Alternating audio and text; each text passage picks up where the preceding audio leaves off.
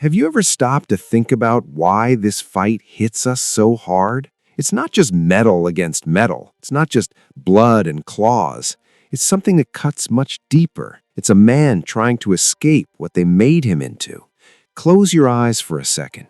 Imagine waking up with no idea who you are. No memories, no history, just pain and blades sliding out of your hands. That's Logan. And in this scene, everything he tried to bury comes back to settle the score. Lady Deathstrike doesn't show up in this fight by accident.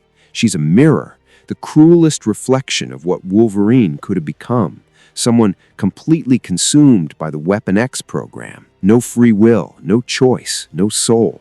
When she charges at Logan, it's not just a villain attacking a hero. It's his past saying, "You didn't escape me." And look at the setting Bryan Singer chose. A laboratory, cold, sterile, full of metal. The same kind of place where they cracked Logan open, pumped him full of adamantium, and tried to erase everything that made him human. He's literally fighting inside his own nightmare. Now pay attention to something most people miss. Deathstrike doesn't speak. She barely shows any emotion, and that's intentional. She's what happens when the process works, when the machine wins and the person disappears.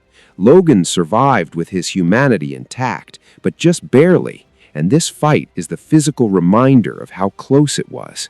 Every hit she lands hurts more than it should, because Logan isn't just defending himself. He's fighting against the idea that, in some other universe, he could be her. Every claw that pierces his body is a question that won't shut up. What if you hadn't resisted? And then comes the moment. That moment. Logan injects molten adamantium into her. It's brutal. It's visceral. But watch his face. There's no satisfaction there. No victory. Just exhaustion. Just sadness. Because deep down, he knows that Yuriko Oyama, the woman who existed before Deathstrike, was also a victim, just like him. "You were a good man, Logan." That line isn't just a piece of dialogue from the movie. It's the entire weight of Wolverine's story condensed into 7 words. Someone, at some point, looked at James Howlett and saw goodness and all the hell that came after. The experiments, the wars, the deaths, couldn't erase that completely. You know what makes this scene timeless? We see ourselves in it. Not with adamantium claws, obviously, but in that feeling of fighting against versions of ourselves that life tried to create. That job that nearly swallowed you whole. That relationship that almost made you forget who you were. That moment when you almost gave up being who you really are. Logan doesn't win this fight because he's stronger. He wins because he chose to keep being human in a world that did everything to strip that away from him. And Deathstrike, she's the tragic proof of what happens when that choice is stolen from someone. X-Men 2 has a lot of iconic scenes, but this fight in the laboratory is different.